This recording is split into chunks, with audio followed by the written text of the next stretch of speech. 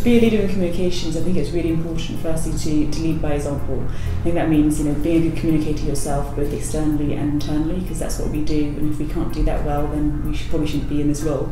I think it also means to nurture talent, to really sort of spot talent within the organisation, and to give them all the guidance and training that they need. And fill in the gaps, hire people who are smart, maybe smarter than you. Don't be afraid of that, and really build a team who understand that communications done correctly can really make or break a company. So it's a very, very crucial role, and we have to be able to spot people who are able to fulfil that.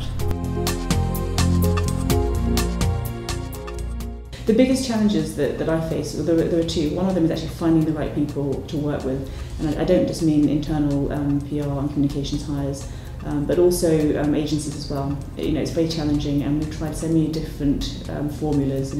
Having agencies, having in-house, having freelancers, and I'd say that as our business needs change, the needs of the team change as well. So you have to be quite flexible, and that can be challenging when you're taking on headcount. So that's a real challenge, and also to find good people continues to be difficult.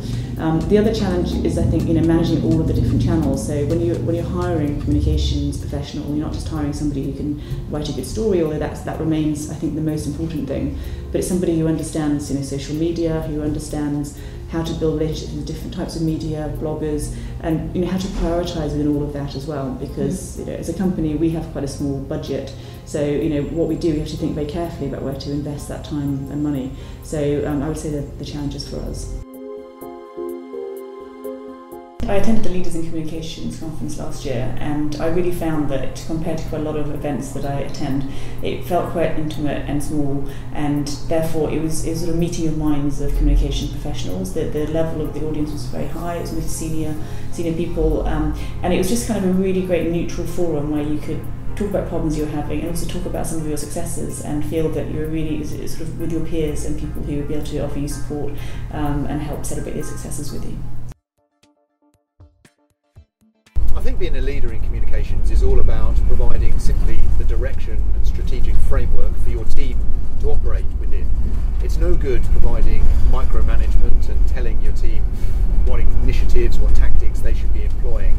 If you provide the strategic framework that they can operate within and they understand that, then you really harness the power of your team and actually their brain power, their initiatives, their collective experiences and different skills to come up with the initiatives within that framework. You'll never be able to do that, and indeed shouldn't be able to do that. They should know more about their individual areas than you. They should be the experts. You just provide the direction, and if you do that, you'll get the best out of your team and you'll get a much more successful end result.